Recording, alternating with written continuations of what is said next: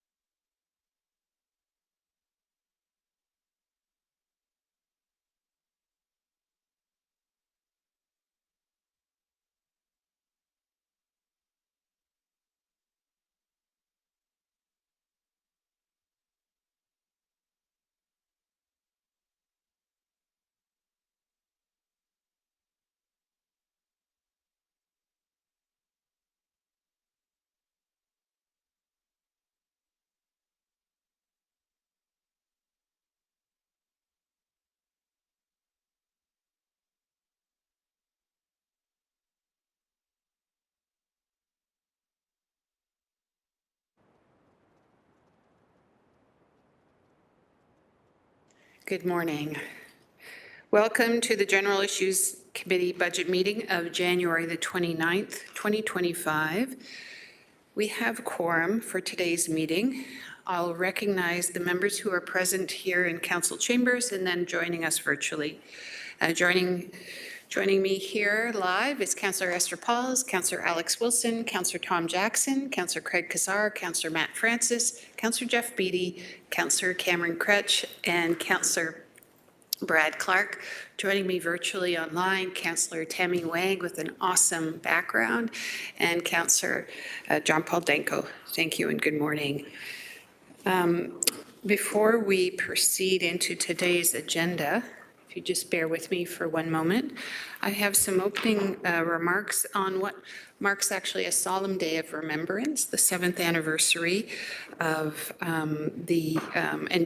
National Day of Remembrance of the Quebec City mosque attack and action against Islamophobia.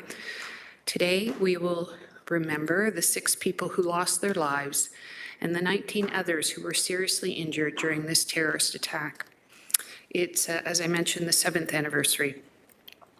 And I believe there is an event tonight just across the street to pay homage to the victims of this hateful act of terror who were senselessly killed at the hands of bigotry, Islamophobia, and racism. We wish to express our solidarity with the survivors and those who were injured and the families and friends who have lost loved ones, and to all the communities across Canada, including in Quebec City, whose lives have been changed forever. I'd also like to make mention of the heroes and the first responders who acted so swiftly and courageously to save lives, and the lives of the worshippers. Cowardly acts such as this seek to divide and instill fear. And I know as Canadians, we will not succumb to that division. We will not succumb to that fear and terror, and we will be united in our commitment to humanity, to one another, and ensuring we're always working to create a Canada that is deserving, because all people deserve to live in security and safety and to live meaningful lives. I will pass along this envelope. Inside the envelope, there is a green square to mark the Green Square campaign, which to my understanding is the green is to represent the color of the carpet inside that Quebec mosque. And also for those who are believing, it is to offer a sense of hope of what may come after in terms of gardens of life. But I know you will take it and wear it in good faith and in support. So if I could just pass it along this way, and I'll put mine on at the end. Thank you.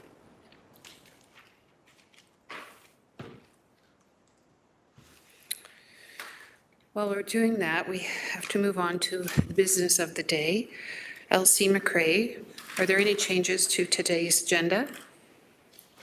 No, Madam Chair, but there is a revised presentation and it's been uploaded. Okay, thank you.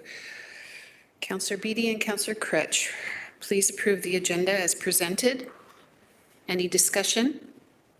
Hearing none, a show of hands, please. Thank you, that carries. Any declarations of interest this morning? Seeing none. Delegations with respect to this budget were received on the 18th of November and the 20th of January. We're right into the presentation of Healthy and Safe Communities. Angie Burden, who is the General Manager, will be providing us with the presentation.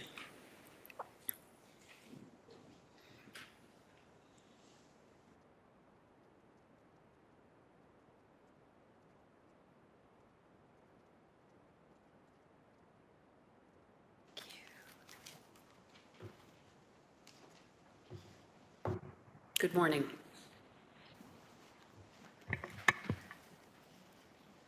Good morning. Good morning, Mayor, Deputy Mayor, and members of Council. It's my pleasure to present the proposed 2025 budget for the Healthy and Safe Communities Department. I want to mention that I'm presenting this budget on behalf of General Manager Grace Mader and myself, as General Manager Mader could not be here today. I want to recognize her leadership and also her contribution to preparing today's presentation. With us today in chambers are the senior leaders that report to the two of us as part of the Department of Healthy and Safe Communities.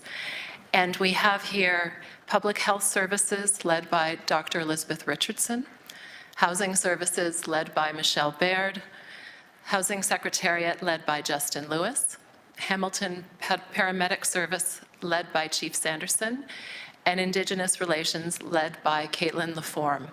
And those are the directors and division heads that report to General Manager Grace Mader. The division heads and directors reporting to myself include Long-Term Care Director Holly O'Dwardy, Children's and Community Services led by Brenda Bax, Recreation led by Acting Director Steve Savor, Ontario Works led by Stuart Boomer, and the Hamilton Fire Department led by Chief Dave Cunliffe. I also want to recognize Carrie Brooks Joyner, who leads the Strategic Services Division and supports both of us. We could not have done this presentation today without the efforts of all of these leaders and their teams. I also want to mention David Trevisani and the Finance Administration team for their incredible support. Following General Manager Tsigarik's overview last week, I would like to take you today through current service levels and costs to maintain those service levels in healthy and safe communities, as well as the current priorities and initiatives for 2025.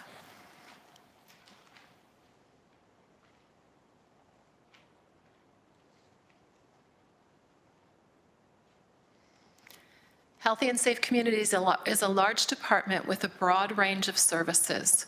We deliver a broad array of social, recreation, and leisure programs that promote active lifestyles, wellness, inclusive communities, and vibrant neighborhoods.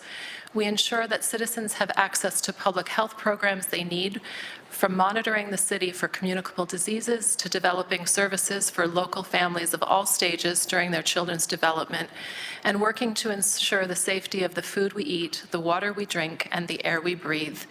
In addition, the department promotes and protects public safety through the educations and programs, the deployment of paramedic medical services, fire protection and rescue services, and emergency management.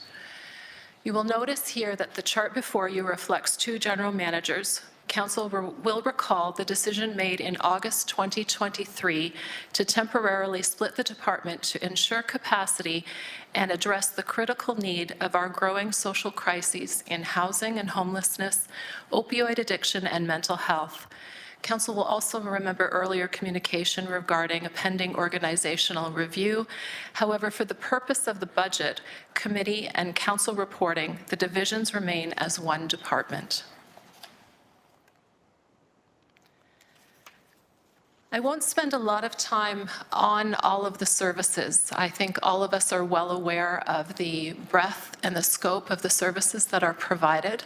I will take us through just an overview, and directors are here after the presentation to talk about any particular questions that you have for the services, as well as the budget that will be presented.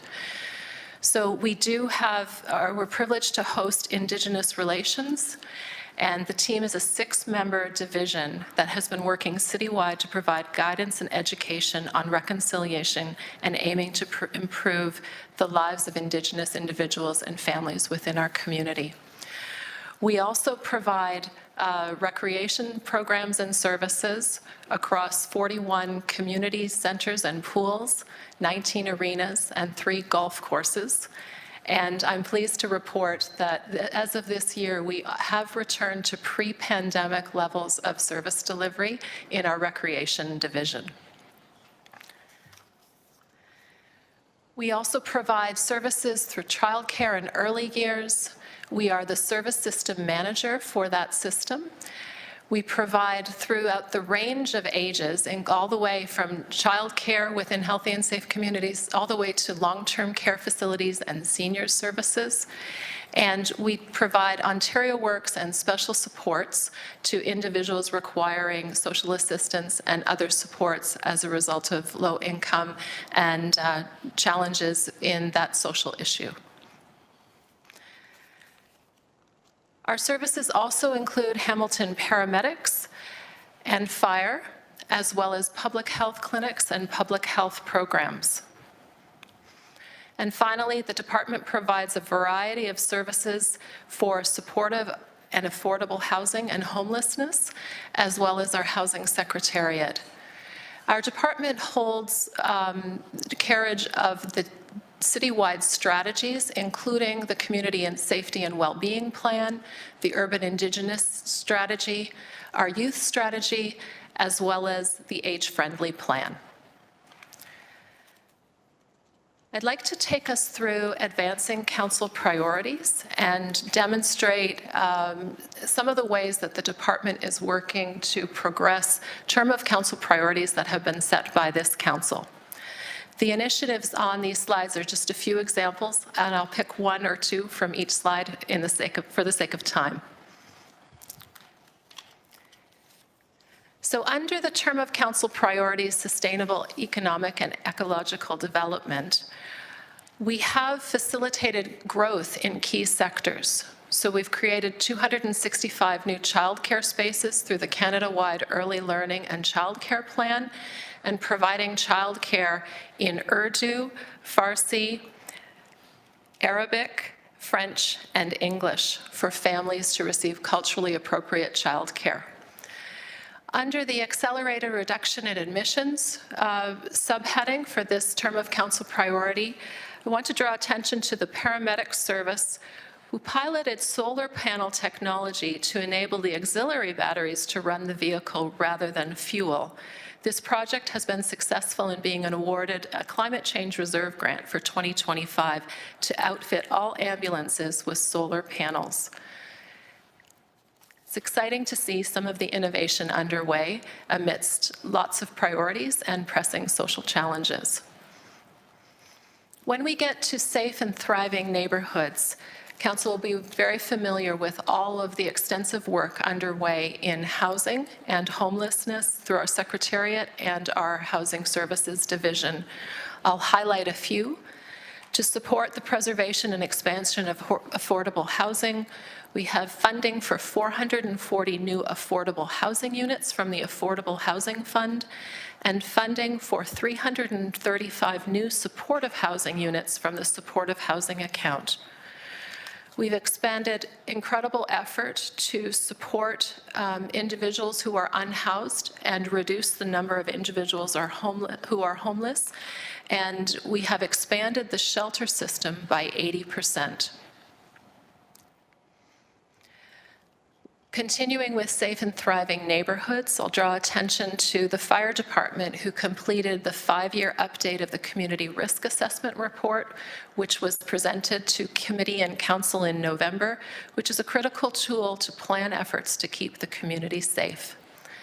And in our recreation division, we have increased access to services, and in particular, 433 children and youth last year with special needs were provided with free one-to-one support through a one-to-one support worker to participate in recreation programs at no additional cost.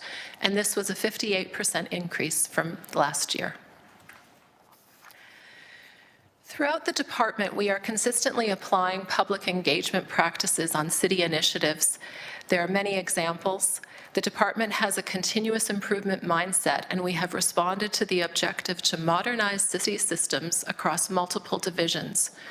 And I want to do a particular shout out to the work of Ontario Works that has done an extensive analysis to see what can be done with technology versus paper-based applications, which has really transformed the way that they deliver services. The next section of my presentation moves into advancing inclusion, diversity, equity, and accessibility. We have many accomplishments in 2024, and we continue to advance IDEA with key projects throughout the department. In 2025, I'll highlight that Public Health Services is planning a culturally safe clinic space audit, and also to enhance collection and use of social determinants of health data to share information on health equities in Hamilton. Advancing Urban Indigenous Strategy.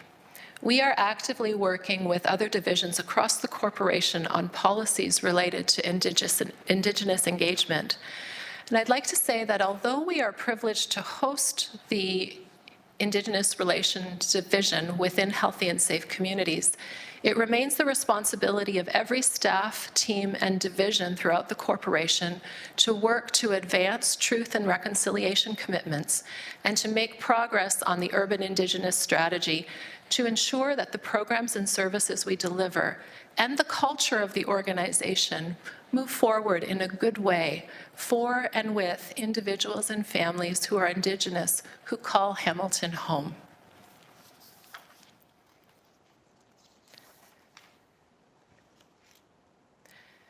Infrastructure investments. So infrastructure investment directly impacts our city's long-term economic growth, quality of life, and ability to provide essential services. By investing in key projects, we were able to work toward having more affordable housing, more spaces in our long-term care facilities, paramedic facilities, and future community recreation centers. I'll do a call out to the recent work and the upcoming work for McCassel Lodge and the 64-bed B-Wing redevelopment, which includes 20 new beds for seniors and also redevelops 44 existing beds. It's a $61 million project.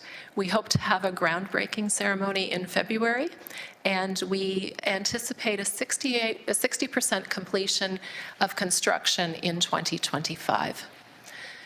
The temporary 8-bed structure for the paramedic services was under construction in 2024, and we're also quite excited about things like the Recreation Master Plan implementation strategy, and then other various improvements in addition to the central reporting station that Paramedic Services has planned. A key focus of 2024 and going into 25 is building back better and stronger. And this entire 2024 and even now, we have had challenges faced by moving to manual processes, and we've had to re-engineer processes, implement new systems, and develop continuity plans, and our department is building back better. As we continue to build back better, we will be focusing on the customer experience and getting ahead of where we originally intended to be, but using the cyber incident to actually make expedited process on some of the modernization as well as customer experience initiatives. I now move into the proposed operating budget and the financial section of this presentation. Within Healthy and Safe Communities, the 2025 proposed tax operating summary. Our gross budget expenditures for 2025 total $947 million compared to $852 million in 2024. That's an increase of $95 million. This will be further explained. I think it's important to recognize that within Healthy and Safe Communities, we do receive a significant portion of funding from federal and provincial government. And the net levy budget for 2025 totals $360.5 million. So almost more than $500 million of that is provincial and federal funding to take us to the 947. And the tax levy budget is $360.5 million. This is a $28.5 million increase over 2024. The majority of the budget increase is due to the maintenance of current service levels and employee costs. So yesterday, when Chief Bergen talked about 90% of the increase to the police services budget is related to employee costs, we have similar situation within the city government and the Healthy and Safe Communities budget. When we look at the percentage change within specific divisions, we'll see some of the larger changes. We have within housing services a $12.4 million or a 14% year-over-year increase as a result of annualization of previously approved council initiatives in housing and increased supports that we have provided within the community. Hamilton Fire Department has an $8.2 million increase, or 7.6% year over year. And this is our largest levy-funded division within Healthy and Safe Communities at a proposed budget for 2025 of $115,797,000. The majority of this is employee costs. There are no additional requests from the Hamilton Fire Department for this year. The largest part is due to inflationary costs related to costs of living. I'll also note that $5.6 million of the $28.5 million increase is related to inflationary increases in other departments such as recreation, public health. And you will notice that there is a large percent change in children's and community services, 23.3% year over year. It's a relatively small amount, and it's resulting from $1.5 million of decreased provincial funding from the administrative side, as well as $0.6 million of funding to fully fund the Greater Hamilton Food Share, which was a council-referred item last year, and only $0.4 million or $400,000 is due to inflationary increases. So we're happy to answer more questions after the presentation on some of the division increases. The next slide is the 2025 proposed complement.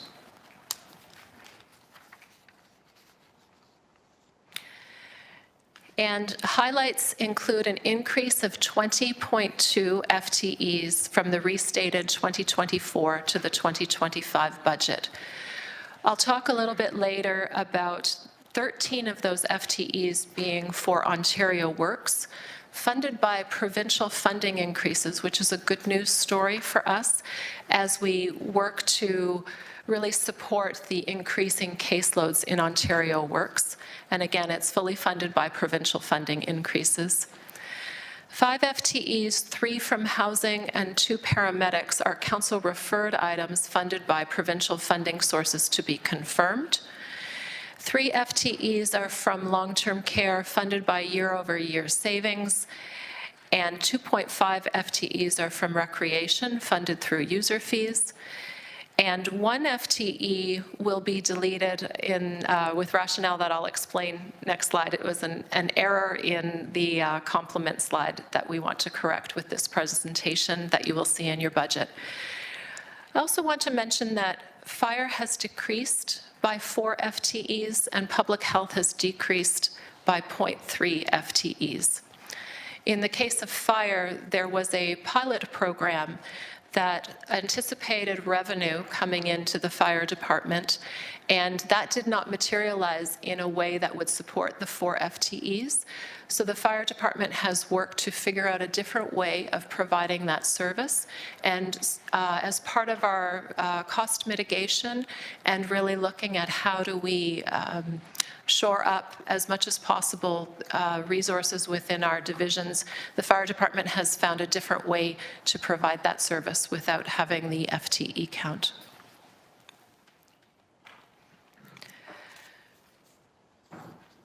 So this takes us back to, even though we have a $360.5 million tax-supported budget, the gross budget remains at $947 million at an increase of $95 million.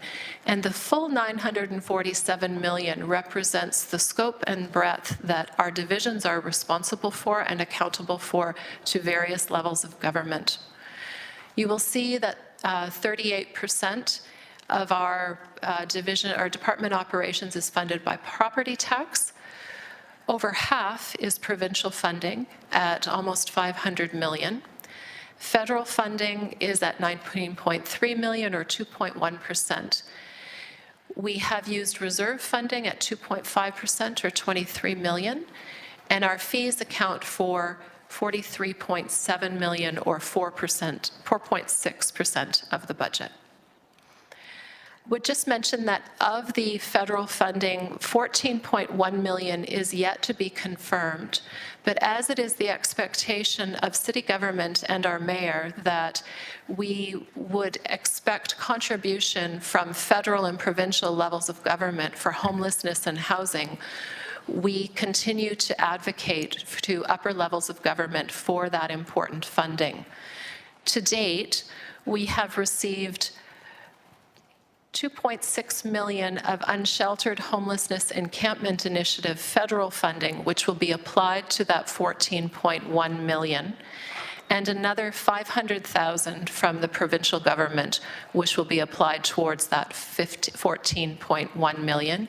And we continue to advocate for the remainder to assist with the costs of covering this work that Hamilton is doing as we go forward through this year.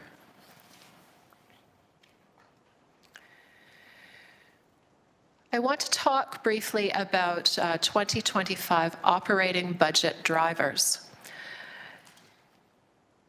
So the 28.25 million is an 8.5% difference from 2024. 19.5 is employee-related costs. 12.4, as I mentioned, is enhanced housing and homelessness supports. We have categories such as materials, supplies, fuel, and energy at 2.82 million. There is a 1.65 million included in the tax levy this year that is a pressure from the prior year reserve strategy. So last year we used reserves to fund particular priorities that are now moved from the reserve to our operating budget. I mentioned the 1.5 million reduction in Children's and Community Services provincial administrative funding, and we have reserve contributions for vehicle and equipment replacement.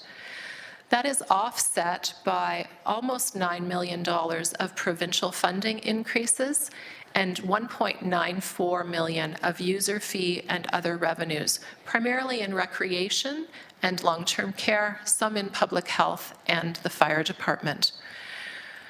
I'll take a moment to mention the council referred items. This 209,000 will be addressed next Friday through a housekeeping amendment. After the budget book was printed, we recognized that there had been some misses in this 209,000. So 160 of this is for a council referred item for mental health coordination and 211 feasibility study. It is not a base budget, it's only one time, therefore it can be funded by reserves and does not impact either our complement or the tax levy. In addition to that, there is 49,000 for a council-referred item related to an FTE in housing and services, and we recognize that that has already been captured in the 2024 budget. It was actually a 2023 council-referred item. So the 209 will be removed from the budget via an amendment next Friday. Happy to answer questions after the presentation on that. This next slide is a different way of showing the previous slide, but it represents a visual representation of increase in levy by percentages using the same drivers.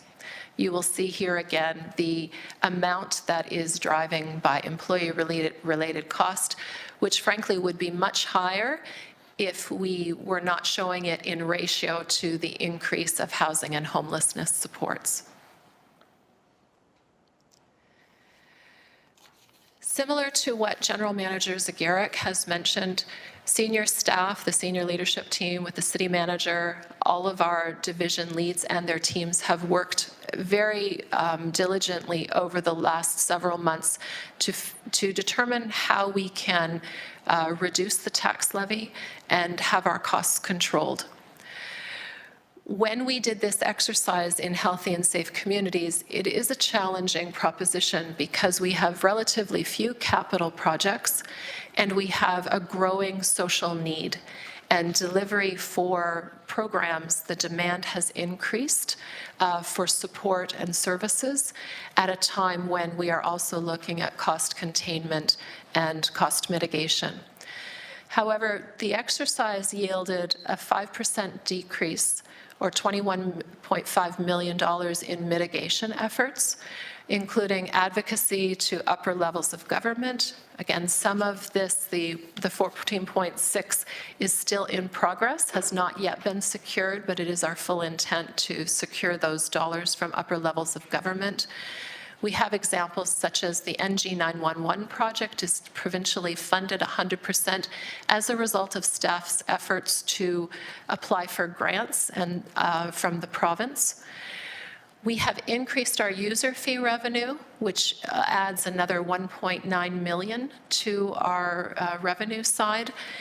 And then we have also used the provincial funding that has come through to Ontario Works, not just to benefit Ontario Works, but to offset levy expenditures in other divisions. So for example, we are using provincial funding from Ontario Works and the provincial government to fund 50% of new FTEs in housing to support the homelessness efforts.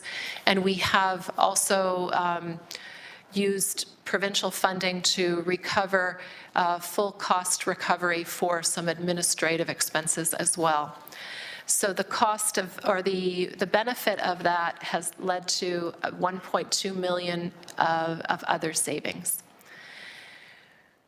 We have done strategies such as cost avoidance for part of the 2025. So we are using reserve funding for housing initiatives in the first quarter to offset the levy pressure in 2025. And some of our business case initiatives are only starting in Q2 to save costs.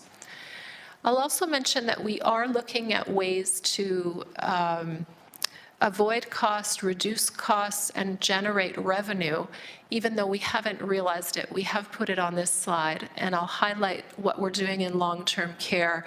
You will see business cases designed to generate revenue and maximize the provincial funding in long-term care, as well as strategies in place to help reduce overtime in a workforce shortage that long-term care is experiencing.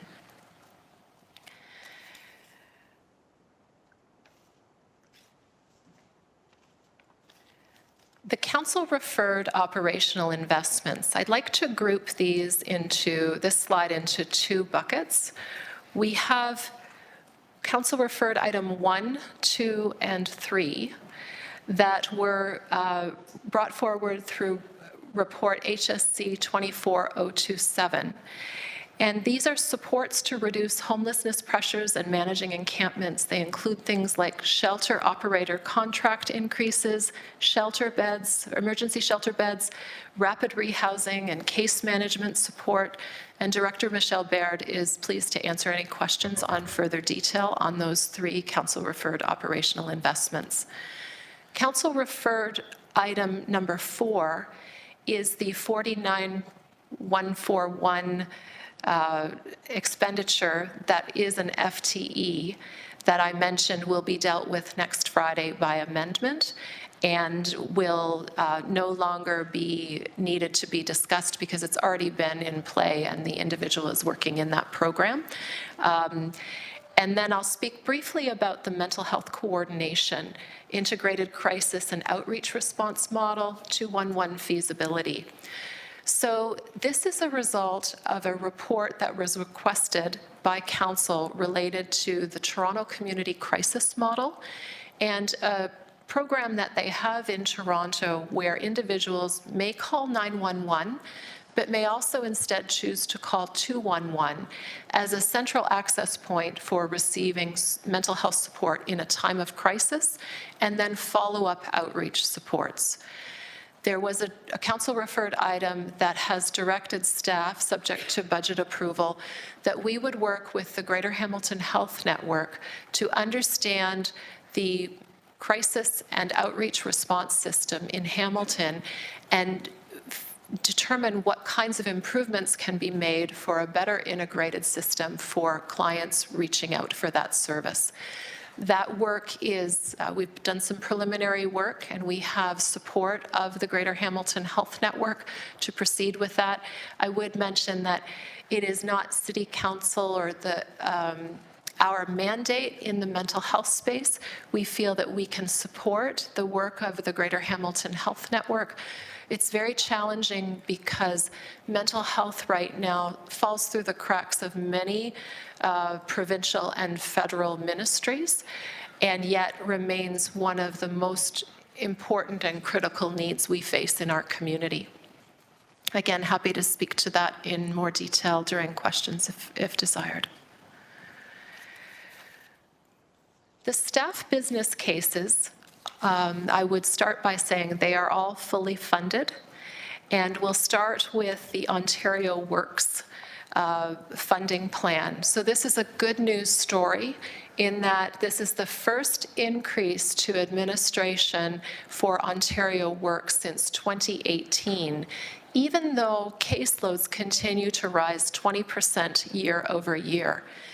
In December, Director Beamer mentioned that the official caseload was 12,668 households, and these households make up a total of 22,667 individuals or beneficiaries.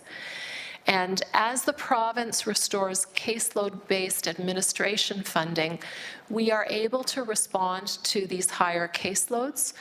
The plan allows us to access an additional $3.7 million of provincial funding to support delivery of financial and life stability supports. This plan has resulted in a net levy savings from last year of $256,000 in the division, and for this year has reduced city expenditures of $588,000 in other areas, primarily homelessness.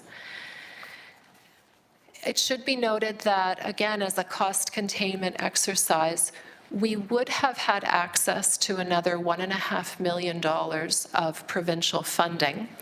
However, that would have required an additional $1.5 million of city contribution. And when we did the analysis and recommendations, this mid-range where we realized a small savings over last year, but yet we're able to increase our FTE complement to provide services was where we landed in terms of our recommendation. And Director Beamer can answer more questions about some of the innovations that are planned, particularly with specific populations and individuals who perhaps have been on Ontario Works for longer periods of time and are experiencing greater barriers to employment and income. We have a business case for expanding our summer camp, Kadaka. And we also have a business case for long-term care. And as I mentioned, these roles are reflecting a growing workforce and an opportunity to draw in additional revenue from provincial funding. So the Resident Assessment Instrument Coordinator, or the RI Coordinator, is known affectionately within the long-term care team as documentation for dollars. So we get funding from the province based on the complexity of the residents who we are serving in our long-term care homes. If the documentation does not support it, we receive less funding than we would if the documentation is fully complete and accurate and submitted on time. It is onerous paperwork, and Director Eduardi will mention later that even though we have good news stories of increased provincial funding from long-term care, and the ministry has added over 100 direct care either personal support workers or registered nurses or RPNs, 100 since 2022. There has been no funding for back office supports, IT, finance, HR, even staff supervision. So the team is really working on how do they do more with less from a leadership perspective. And some of these roles this year will assist in just ensuring that we've got rigor around some of these practices. So the RI coordinator is one. We have a nurse manager also to look at clinical education for our teams. And a supervisor of centralized staffing will also help to ensure that our staffing practices can support the additional individuals and reduce the overtime that we have been incurring as a result of some of these dynamics. These long-term care positions are funded by year-over-year budget savings.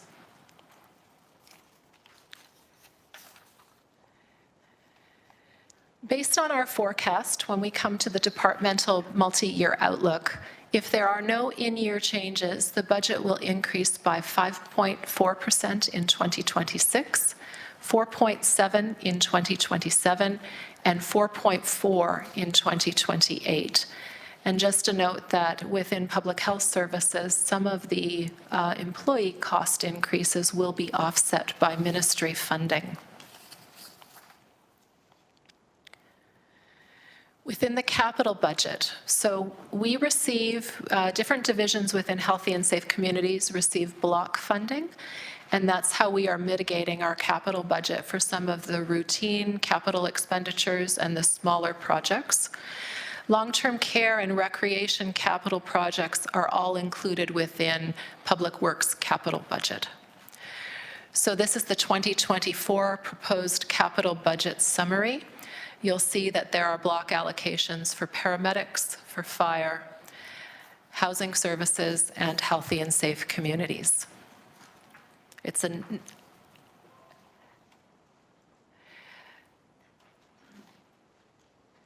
The above includes the following projects that have in-year approval and are not included in the budget book. So that includes the Hamilton Fire Department, which is the watered-down new station at $8.47 million, and the Hamilton Paramedic Service Central Reporting Station at $62.1 million. And both chiefs are present in chambers today to answer more questions on those particular capital projects.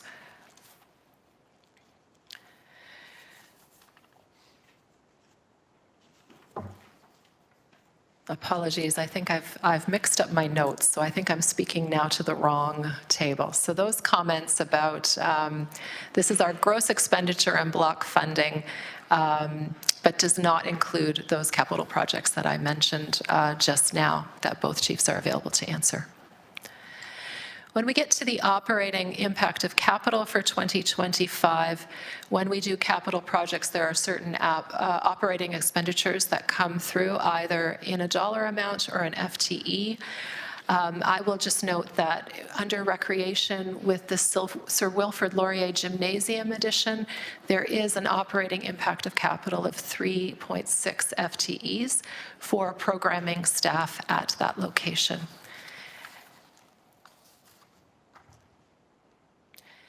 And this is the last slide of our presentation before we open up for questions and answers. The 2025 tax budget, as presented, represents an estimated residential property tax increase of 5.7%.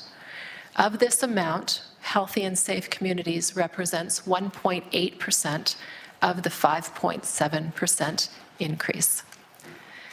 Thank you for your time and attention today, and all of the directors are here, including Acting General Manager Michelle Baird, and we'd be pleased to answer any questions that you have. Thank you. Thank you, GM Burden. Would you like to retire to the bench? Thank you. And thank you to all of your team members and colleagues for their work in putting this budget together.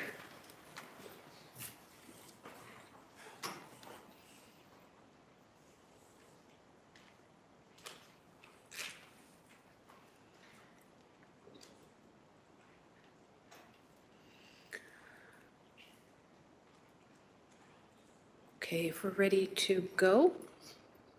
Yep, okay. Recognizing Councillor Clark, followed by Councillor Jackson. Councillor Clark, please. Good morning, Chair Wilson. Just a few questions. On page 20 of the presentation, if I'm reading it correctly, it shows an 8.1% increase to the Housing Secretariat.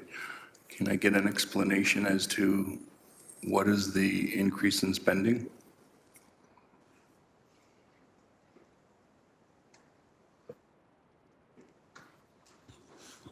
Yes, thank you for the question, Councillor, and through the chair. The increase in spending there is relative to, it's mostly around staffing positions. There are staff positions that were previously associated to capital budget that are now a part of the operating budget. Approved, council-approved positions. So Chair, can I take it from that there was a decrease in funds in the capital side? Yes, from the Housing Secretariat's perspective, yes, that's correct. Through the chair. So we decreased funding that was on the capital side. Was that funding specific for positions? Can I just interrupt for a moment? I'm seeing Director Baird, and then if Director Lewis, you'd like to continue, just a quick introduction of yourself. Director Baird, did you wish to? Thank you, through the chair, to the councillor. So originally, these positions were funded through the Human Integration Capital Budget. We have not reduced the capital budget, but rather in this budget, the positions are being made permanent through the operating budget, but they are not new FTEs. Thank you. So they're not new FTEs, but there's an 8.1% increase in the operating budget. Sorry, I'm a little bit confused. Maybe it's because I haven't had my second coffee. Through the chair, no, you are correct, because they are moved from capital dollars to operating dollars. Thank you. I appreciate that. On the same page, if I may, Chair Wilson, the Hamilton Fire Department, it is showing a 7.6% increase. Are we still are we getting any support from the provincial government for our fire departments? Through the chair to the councillor, Fire Chief Dave Cunliffe. So councillor, the bulk of that increase, $6.95 million is employee-related costs. And as far as any help from the provincial government, we just have received a grant for $222,000 for equipment to deal with firefighter safety decontamination. That's the extent currently of the monies we're getting from the province. Wow, $200,000. Buy you that second cup of coffee. That would be an expensive Starbucks coffee. So when you indicated that the 7.6, the majority of it is for personnel, can you just break that down a little bit for me? So through the chair to the councillor, that's employee-related relative to cost of living as well as benefit. Okay. I'll take the rest offline on the fire department. On the paramedic side, ambulance, 4.6% increase. Are we still getting 50% funding from the province on our land ambulances, or has that disappeared? Through you, Madam Chair, Mike Sanderson, Chief of the Hamilton Paramedic Service. Yes, we could continue to receive 50% funding on the previous year's council-approved budget for those items that are directly related. There are some items that are 100% funded by the province as well. Our neonatal and pediatric intensive care unit transfer vehicles are 100% funded. The Ministry of Long-Term Care completely funds most of our community paramedic program, although some of our community paramedics are funded through Ontario Health, as are two of our social navigators at 100%. So when do we see the money from the province, and how is it incorporated into this line item in the budget? So when I'm seeing, a 4.6% increase in Hamilton paramedic services, is half of that, when do we see the money from the province to offset the increase in spending? Through you, Madam Chair, the 4.6% increase is the 4.6% increase in the levy. Yes? We will be receiving, we've included within the operating budget, the anticipated ministry funding based on the 50/50 for the council-approved budget for last year. So that's already included within the operating budget projections. Thank you. With regards to housing services, it shows a 14.6% increase. Can I just get a Coles Notes version as to what caused that increase? Through the chair. So within the housing services increase, there are a number of items. On the housing, on the homelessness side of the business, I suppose we would say, there's $5 million in increases. 3.6 million of that is the shelter system expansion. There's 840,000 related to drop-in services and another 316,000 for unsheltered work and 200,000 for winter warming. And so that truly is the pieces tied to homelessness. On the social housing side of the program, which is the most significant part of our budget, the indices, so these are the provincial benchmarks, if you will, have increased by 2.6 million. We have another 1.83 million in subsidy increases, 499,000 in rent subsidies, so it's a different part of our subsidy program, as well as 300,000 in tenant support. So that makes up 5.25 million related to social housing. Councillor, you're at time if you'd like. Thank you. If you can put me on for a second time. Of course. Councillor Jackson. Thanks, Budget Chair Wilson. Good morning, and thank you, GM Burden, always for your presentations. Very comprehensive, covering off a multitude of departments, and trusting General Manager Grace Mader is well. So I'll just direct everything through you, Budget Chair, to GM Burden, and then you can farm it to whoever director you wish to GM Burden, if that's okay. Picking up where Councillor Clark left off, the Housing Secretariat, I believe, was set up obviously to accelerate housing projects. But when I look at Housing Secretariat and Housing Services, 8.1 and 14.7, just wondering if there's any overlap whatsoever that could help reduce the overall 8.6%. Through you, Budget Chair Wilson, please. Through the chair, thank you for the question, Councillor. So no, there are no overlaps between those two programs. The Secretariat work is truly focused on affordable housing development, and the staffing piece that Director Lewis spoke about is separate from the staffing within housing services. Okay. Under Public Health Services, just an explanation, please, of the 10.8% increase through you to General Manager Burden. And once again, I'll let her delegate it to whomever she feels. Thank you. If Dr. Richardson could respond. Through you, Madam Chair. So for public health services, the major cost driver is, like many others, the employee-related costs.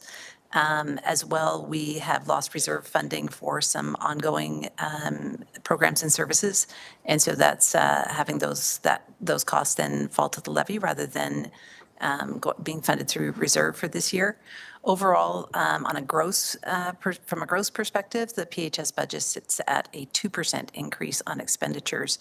I'll just note as well, there is a 1% increase in funding from the province that has been built into it, as had been communicated in prior years for those mandatory public health programs and services.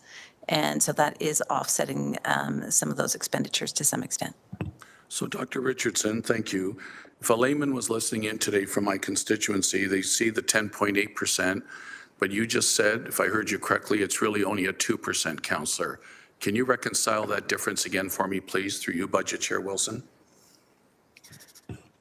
Through the chair, once more, I know it is difficult to reconcile. So part of the challenge with public health programs in terms of looking at it from a net perspective versus a gross perspective is that if you is the amount of provincial subsidy that we do get. So on a gross perspective, from a gross perspective, our expenditures are only increasing by 2%.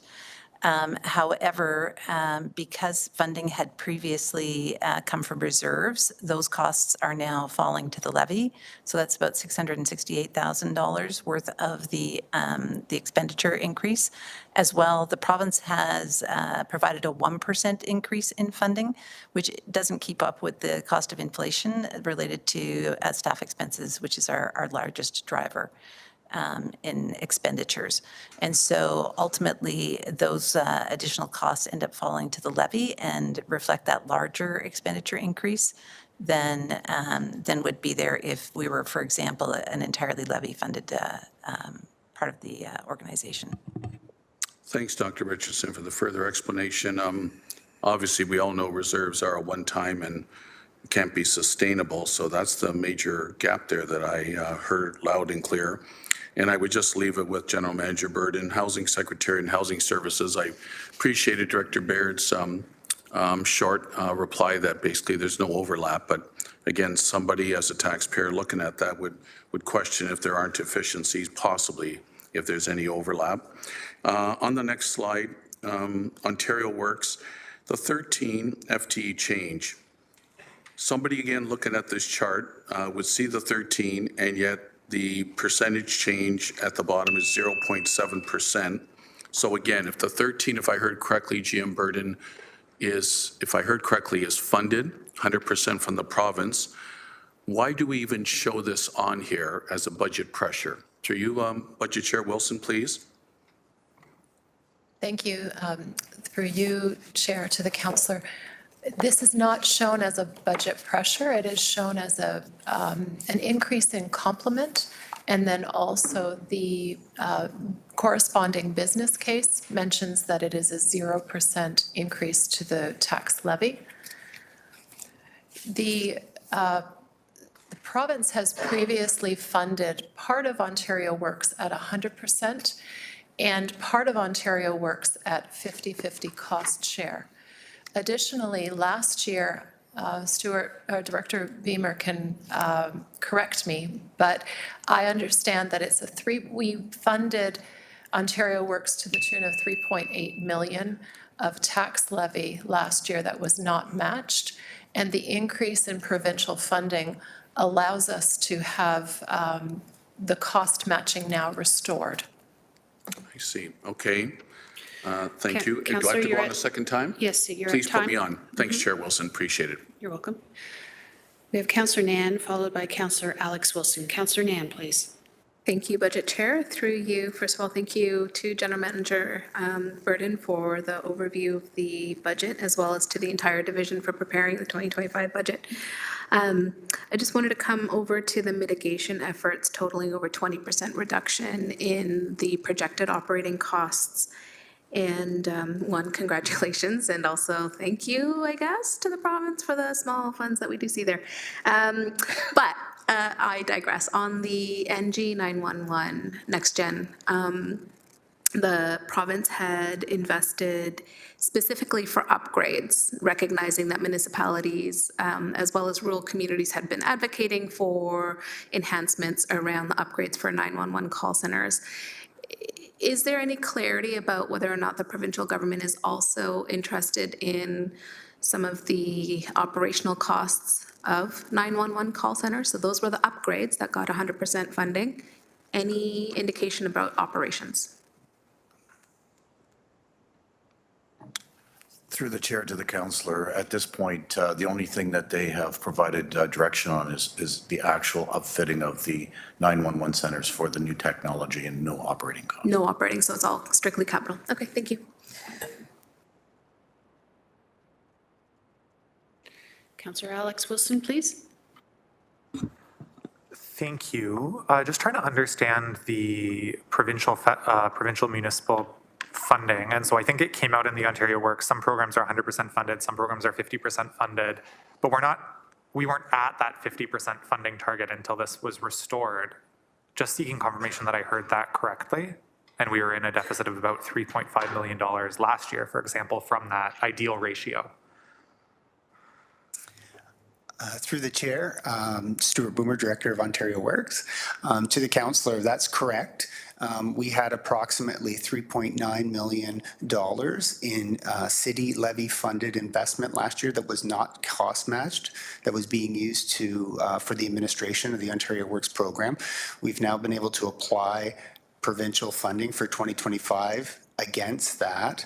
That's allowed us to create a reduction overall in the levy required from the city, as well as fund some enhancements to the program and fund some eligible costs in other divisions of just under $600,000 that would have otherwise needed a different funding source. Thank you. And through the chair, was that 3.9 number, is that a relatively consistent number year to year? Or was something happening in 2023 where we were going over it? I heard that the increase hadn't happened since 2018. Have we been eating essentially $3.9 million roughly every year, and now we're getting some funding? Because my math would be since 2018, we're still in deficit in this program. Like, the new funding's great. I'm just trying to put in perspective where it's actually going. Am I correct in that 3.9 is a relatively annualized impact, or was something unique happening last year? So through the chair to the councillor, in general, yes, this was an ongoing deficit, I guess, if you want to look at it from that perspective, in the provincial contribution. It was growing year over year as costs increased based on normal drivers of cost increases, such as employee-related costs, which is our major expenditure in the division for the portion that is related to administration. It's somewhat more complicated in that in 2020 and 2021, the province made significant changes to employment services, which reduced the administration budget by 22%, or just over $4 million. And at that time, the division had to make changes to reduce our complement by 35 employees, close offices, and reduce other costs in accordance with those provincial changes. But for the last few years, this deficit has been consistent and consistently growing. Thank you very much through the chair. Really appreciated understanding that longer term perspective on this new provincial funding. Similar question about public health services. I think this came up in one of the onboarding meetings, but are we at the provincial municipal split that is ideal right now in terms of public health funding? And if we're not at, I believe it's 70-30 or 25-75, if we're not at that ratio, do we have an understanding of either what programs or what dollar figure the municipality is subsidizing beyond what the province has promised to cost share? Through the chair. So when it comes to funding for public health services, there is not a prescribed ratio at this time. The funding that is provided to local boards of health is provided on a grant basis, and it is up to the ministry to decide what level of grant it will provide in relation to public health services in each jurisdiction. Historically, there had been a funding ratio target which has varied over time between 75-25 and 70-30, as you pointed out. However, at this point, there isn't a particular target. In terms of being at the 70-30 ratio, we do sit at about that at this point in time, perhaps just beyond that. And so in terms of there being an amount owed under a particular funding policy, there isn't a particular amount owed at this point. Thank you. Appreciate that understanding. I understand, I think we're carrying on the addiction and the addiction personnel. That was a 1 FT from last year. That's an ongoing cost, so that's now carried forward. Last question from me is on the money from the desired money from higher levels of government for housing. Understanding that because this is money that we don't technically have yet, we'll take it and we'll offset the programs that we're willing to offset. But is the intention to offset housing secretariat or housing services programs primarily? Where is the goal to a fund to apply that funding? Through the chair, thank you for the question, councillor. So that funding would be specifically for the pressures within housing services, particularly the pressures around the homelessness expansions that have occurred.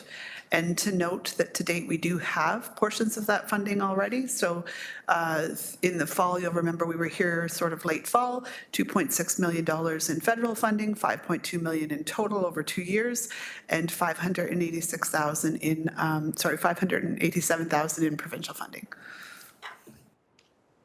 Thank you. Those were all my questions. Thank you so much. Thank you. Councillor Kassar, please. Thank you, Chair Wilson. And similarly to other comments made here, great presentation. A lot of work has been done. I wanted to focus on efficiency, similar to questions I had of HPS yesterday. There's a lot of interest around this table on behalf of residents to make sure the money is being spent productively, efficiently, and effectively. And on slide 25, it was outlined $21.5 million in savings mitigation through various methods. So kudos for that. I just wanted to probe a little deeper because, like I said, there is interest that 5.7 overall is still a large number, and look for opportunities. So through you to GM Burden, on slide 11, you referred to reducing administrative costs and some good outcomes there. And then slide 18 was about building back better. And I think you mentioned that there was opportunities for more efficiencies there. So just if you could please just dive into that a little deeper on the impact in year and then in future years, because in the outlook, the projected increase was down to near 5% and then below 5%. So how much of that is related to efficiencies from doing things better internally? Through you. Thank you. Through you, Chair, to the councillor. Could you repeat the last part of the question? I'm wanting to make sure I understand the particular numbers, slides you're looking at. Slide 11, there was a bit of text around reducing administrative costs. And then slide 18, you talked about building back better. And I think there were verbal comments around it'll just be better customer service, do things more efficiently. So just wanted to know if you could elaborate on if there's any specific impact in year or maybe it's future year impact, if you're able to provide any color to that. Thank you. So I would start by saying that all division leaders have within their mandate fiscal responsibility, and we continue to look at ways of avoiding cost, doing things in a more integrated way. When there are opportunities, we are seizing those. So I mentioned the reduction of the fire department of 4 FTEs this year. The chief didn't say, well, I want to take those 4 FTEs and do something different with them. He's saying we can reduce the workforce because we found a different way of managing that particular program. When it comes to the modernization, we experience greater efficiencies, and perhaps Director Boomer can talk about some of the technology advancements in Ontario Works that allow us to serve clients more effectively and efficiently. I think one of my observations within Healthy and Safe Communities is that our client base continues to grow at a portion and a rate that is we can't keep up in terms of the amount of services that we are providing, and we experience increased demand. And so some of those are not translating into being able to cut costs as much as provide better service, more culturally appropriate service, service to more individuals who are needing our programs and services. When it comes to the building back better, I'm wondering perhaps if Chief Cunliffe could talk about some of the modernization of the fire department, where we had planned investments.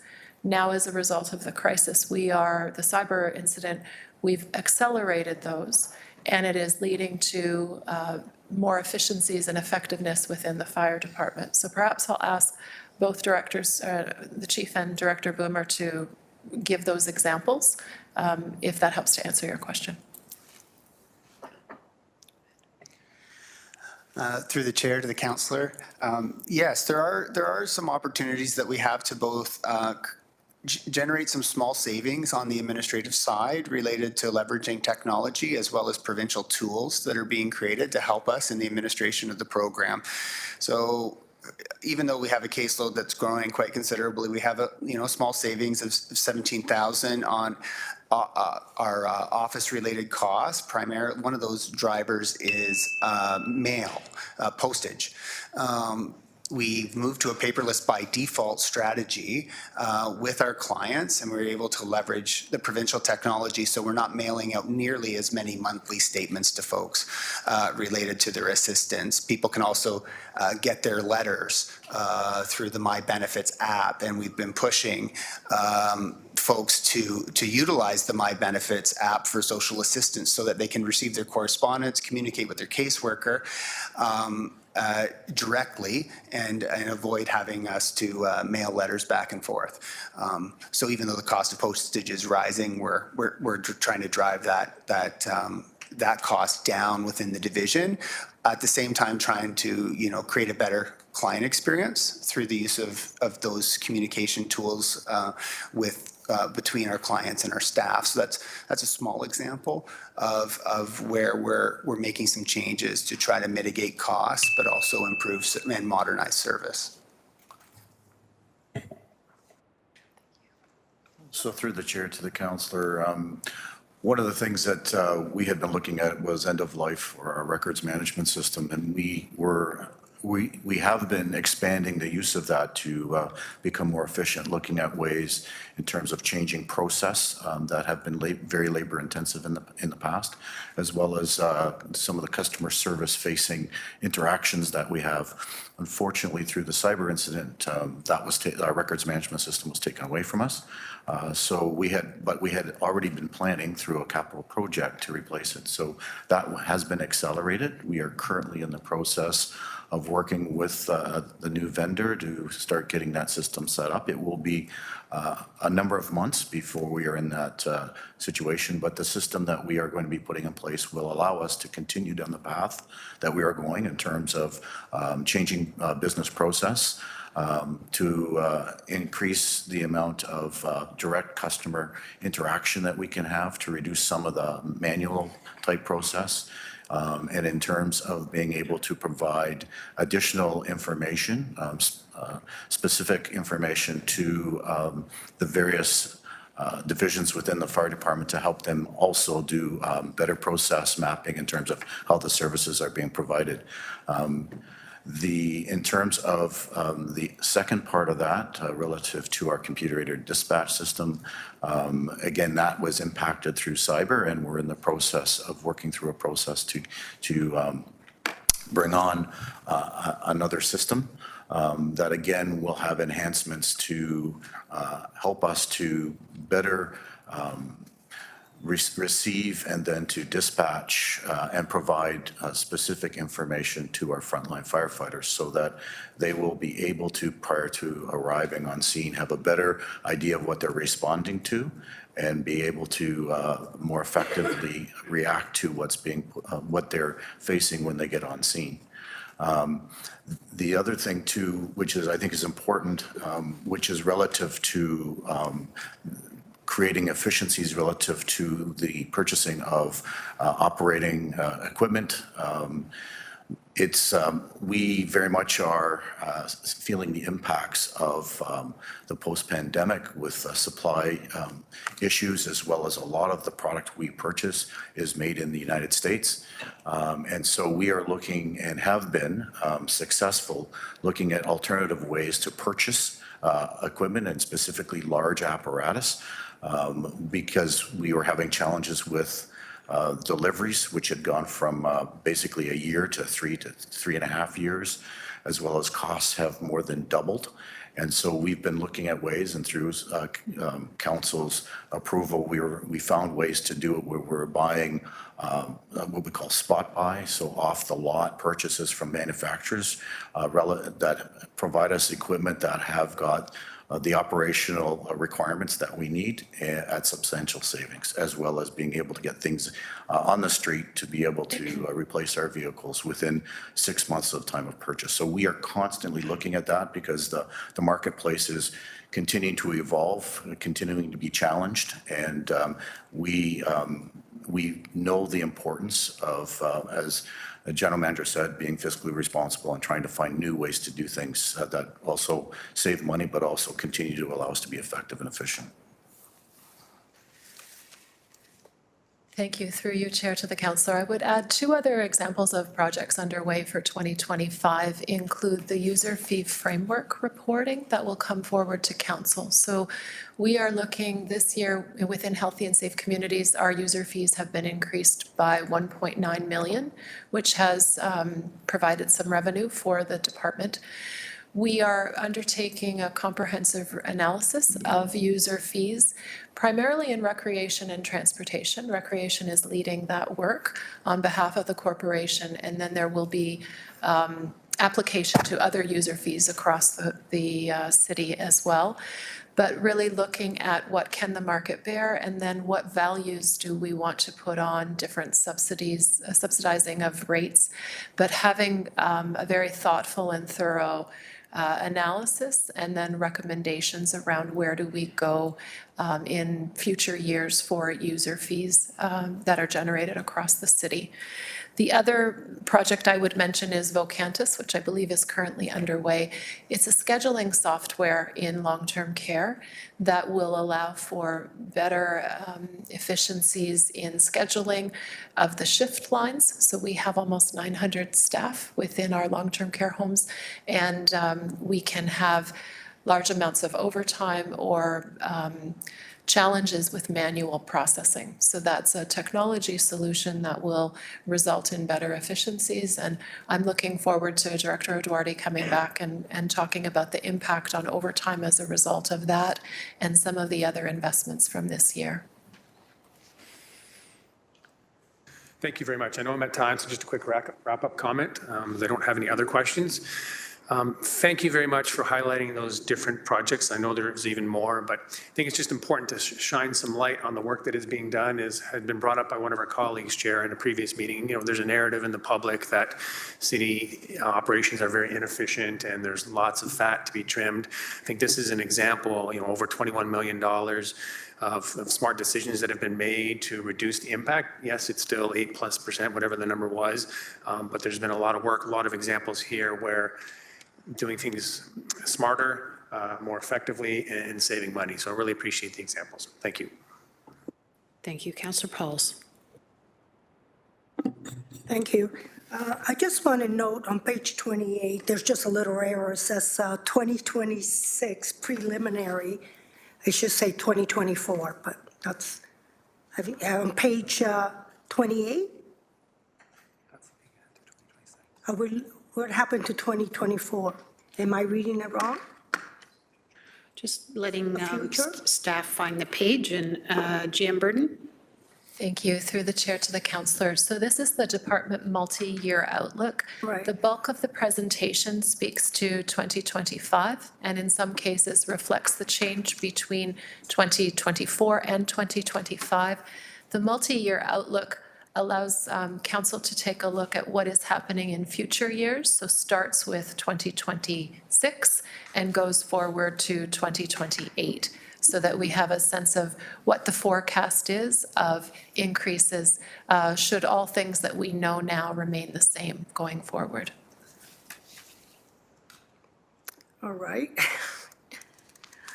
Okay, my question actually, on page 27, long-term care, the resident assessment instruction coordinator, the nurse manager, and supervisor of central staffing. It says the impact is 500,000 roughly, 3 FTEs, and it's founded by savings. Are any of those three, first of all, I want to ask Director Hawley, are any of those three funded by provincial? Through the chair, Holly Eduardi, Senior Administrator, Long-Term Care Division. Thank you, Councillor, for the question. These are not funded by the province. The only funding that we have been receiving from the province is for direct care staff. Direct.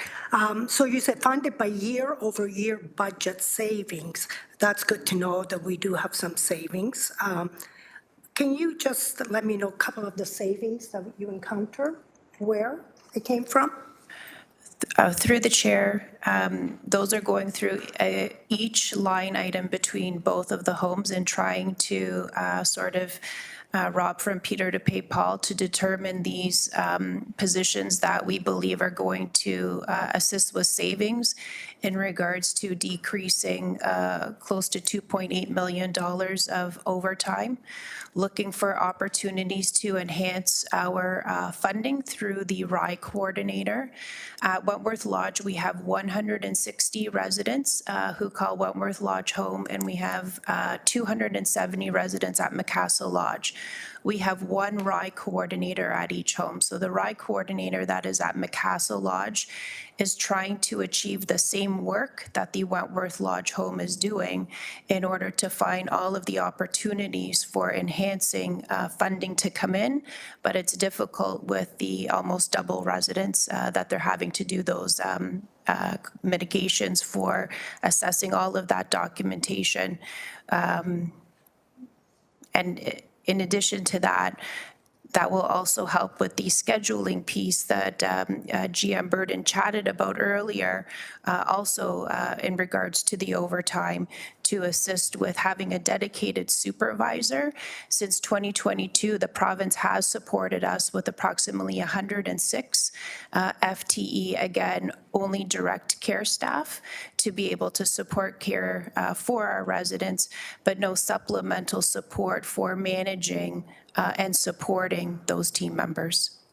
Thank you for that. And I heard that. Councillor Pauls, may I just make a suggestion? When you turn your head to look at the bench, and I do know it's awkward when staff are behind you, it's just you're not as audible for your colleagues and perhaps for staff as well. So if you wouldn't mind speaking into the mic. Okay. Thank you. Yeah, I was sitting on the other side, so it was easier. So thank you. I just, first of all, want to say that I just heard that by 2025, 60% of Macassa Lodge will be completed. Is that so? Through the chair, confirming that you're chatting about our B-Wing redevelopment. Right. That's correct. That's estimated that 60% of our B-Wing will be completed by that time. So with this long-term care 3 staff, and that's why we need it, is this long-term care 3 FTEs new to the budget? Through the chair, yeah, that's correct, Councillor Pauls. These are a request for 3 FTE with no impact to the levy. Okay. Okay, thank you. Thank you. Thank you. Are there any first-time speakers before we move on to second time? Seeing none, Councillor Clark. Thank you, Chair. And before Holly goes back up into a more comfortable chair, when you're saying that there's 3 FTEs and they're being offset by savings within long-term care for this year, next year there will be no savings, so there would be an automatic levy increase? Thank you. Through the chair to the councillor, I wanted to weigh in. The year-over-year savings from long-term care for these 3 positions has resulted from a shift in strategy for capital financing. So previously, there were levy dollars within long-term care that were funding, planned to fund the Macassa Lodge development. And those have now been shifted into a corporate division, and perhaps General Manager Zagarek could speak more about that. But what we have done is we have planned for these 3 roles to be funded by those levy dollars that were originally earmarked for the capital financing piece. The hope is that these 3 roles will more than pay for themselves, both from the documentation for dollars and the right documentation that pulls down the provincial funding, as well as the focus on staffing supports for scheduling to reduce the overtime. So hope that's helpful in terms of ongoing. They would just continue to be funded by those dollars that have been in the long-term care budget for the past years. I'll take it offline because I'm still relatively confused. Councillor Clark, I know GM Zagaric was recognized. I know he's multitasking. It's a heavy time for him. Oh, I Did didn't you- see him up there. did- Sure, did I'd you like to hear wish from to him. have GM Zagaric and, yeah. Moving on up, are you, Mike? Through the chair, it's the closest access to the exit door to my left hand. Through the chair, within long-term care division, they had in their 2024 budget a contribution towards the Macassa Lodge B-Wing upgrade. The financing plan that staff put before council identified an alternative source of funding, not relying upon the $459 million contribution from the long-term care operating budget to fund the long-term financing strategy for the upgrade. That then created a funding capacity within the operating budget, and that is the funding capacity that's being recommended to fund the 3 FTE positions. So again, that funding would continue in perpetuity if approved by council to be used towards these 3 positions, but staff recommended not relying on that funding in that we would have to draw on that funding for an extensive period of time. I believe it was 15 years. And so we proposed an alternative funding source, in part relying on debt to fund the B-Wing upgrade. Okay, so we're offset it from the capital savings in terms of how we are financing it. How long would those offsetting funds pay for those 3 FTEs? Through the chair, the $459 million would be available annually in the long-term care operating budget. In future years, the only impact would be any inflationary collective bargaining pressures as it relates to those 3 FTEs. So that 459 million, is that a new reserve that long-term care will be drawing from? Sorry, through the chair, 459,000 was the contribution to the reserve. So within the operating budget, long-term care had a $459,000 contribution to the capital program that is no longer required and provides the opportunity to use that funding to fund these 3 FTEs. So the reason the funding is available, it's no longer required to fund the Macassa Lodge upgrade, and the $459,000 would be available annually to fund the 3 FTEs. Thank you. My last question is on page 24 of the presentation. The top right-hand side has a graph, and it shows an increase in housing and homelessness supports of 31.9%. But when I'm looking through the budget document, I'm struggling to find that in the budget. The best I could do was find homelessness system operations, an increase of 29.5%. So is that, am I looking at the same thing just through 2 different ways of presenting it? And if that is the case, either way, the 29.5%, could someone tell me what that increase is paying for and how much the province is going to pay us? So through the chair, the homelessness system increase really is about the homelessness system. So right now we receive just over $28 million from the province in the homelessness prevention program, and that is focused on homelessness work. In addition to that, we receive federal funding in approximately $10 million, also focused on homelessness work, a little bit different within the system what that's paying for. In addition to that, of course, we have the municipally funded programs. I would say, Councillor, too, the other piece of it, when we look at the whole of what the housing services costs are and the housing system, it also includes those social housing programs, the tenant support programs, administrative costs, et cetera. So it's broader than what's captured in the homelessness services bucket overall. So the 29.5% increase that is in the budget,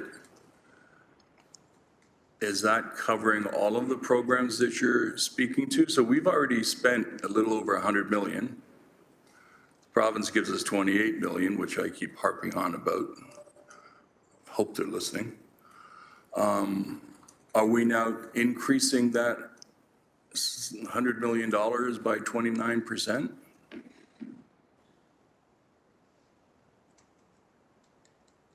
Through the chair. So the increase on what we're increasing year over year is the 12.5 million dollars in total that's being increased. And so that includes the housing services support dollars, the social housing program dollars, as well as some other pieces attached to some national housing strategy loans, et cetera. So in addition to that, we do have a couple of reductions, and those are the things I mentioned previously, where we have some additional federal funding and provincial funding that wasn't brought forward at the time of the budget, basically. But the municipality, yes, is increasing year over year. Okay, I'll ask more questions when the budget document comes before us, just to try to get clarification, because it is a bit confusing when you're reading the document. Thank you very much. Councillor Jackson. Thanks, Budget Chair Wilson. Just some follow-up questions, and forgive me, GM Burden, if it's somewhat related to previous questions asked, but sometimes I just need to ask them in my own words. On your multi-year outlook, again, I always try to bring to the table, if I had a town hall meeting, a couple of hundred people, they would be asking these type of more simplistic questions. So through you, Budget Chair Wilson, to GM Burden, you need 8.6% this year, and yet suddenly, in next year, you can bring it down to 5.4, 4.7, and 4.4. And somebody would ask, you know, what's the major difference that you have to have 8.6% this year? Through you, Budget Chair Wilson, please. Thank you. Through you, Chair, to the councillor. I'll start by saying this department multi-year outlook forecasts if nothing changes in year. The 8.6% in healthy and safe communities reflects investments that were made in year, that the base budget then, if we're talking about everything staying the same, then next year, based on just inflationary costs, costs of living, and everything that we know, it would only increase it by those percentages, the 5.4%. The significant investments that we have made, that we've described earlier, have raised that above the 5.4% that's forecasted for 2026. And I'm wondering if General Manager Zagarek could talk about, just as a whole, how that has happened within the department to land on that 8.6% increase, and why we're not looking at it increasing by that same amount year over year with what we know. Okay, thank you. From the bleachers, General Manager Zagarek, please. Through the chair. I'll tie back to Councillor Clark's question around housing. The committee may recall that our reserve strategy in part was approved to make some significant investments in housing and homelessness. And part of the driving factors to the 2025 Healthy and Safe Communities budget is the reduction in the reliance on reserve and building up the base funding within the city's 2025 operating budget to fund some of these programs that were funded from reserves, recognizing that was not a sustainable approach. To Councillor Clark's question is, overall, the city's contribution is increasing by $5 million from $125 million to $130 million. And I believe it was Councillor Alex Wilson who made reference to the expected $14.1 million in provincial and federal funding that would effectively bring the provincial and federal governments to the same level of support that they provided to the city of Hamilton in 2024 as in 2025, not improving their participation, but bringing them back to where they were. And Director Baird identified that there had been some commitments against that 14.1 million, approximately $3.1 million. So one of the factors contributing to the percentage increases as we draw away from relying on reserves and we have to offset that, that offset is through the operating budget. Okay. Thanks, General Manager Zagarek. General Manager Burton, you referenced about recreation and that the user uptake is returning to pre-pandemic levels, which is awesome for our arenas, rec centers, our other recreational facilities and amenities. That's wonderful news. But with an 8.6% increase, I would hope that we are retaining, sustaining, if not increasing, the hours availability to all of our facilities, because if we're not, then that would be a serious concern. Through you, Budget Chair Wilson, for some assurances, please. Through the chair, Steve Savor, Acting Director, Recreation. Thank you for the question, Councillor. To answer your question, yes, we are working on maintaining those service levels. I think one of the important things that we strive to do in each year, and particularly for 2025, is to look at our service provision models, to continue to engage with the community, to understand those needs from the community perspective, make sure that our staffing levels, our provision levels are accurate and are serving the community needs as a current reality. Okay, thanks, Acting Director Savor, because there's just no way I could even consider supporting this global healthy and safe communities budget if I heard that, well, Councillor, we may have to reduce some hours of the at the arena and the rec centers. Just on paramedics and fire, just to both chiefs, quickly for a synopsis, please, for my community. Hamilton Fire, what's your complement currently, Chief Cunliffe? If I recall, last year about 800, can you confirm? And just a quick synopsis, please, in a cursory way as to the status of what fire's dealing with out there, which is impacting your budget. Through you, Budget Chair Wilson, please.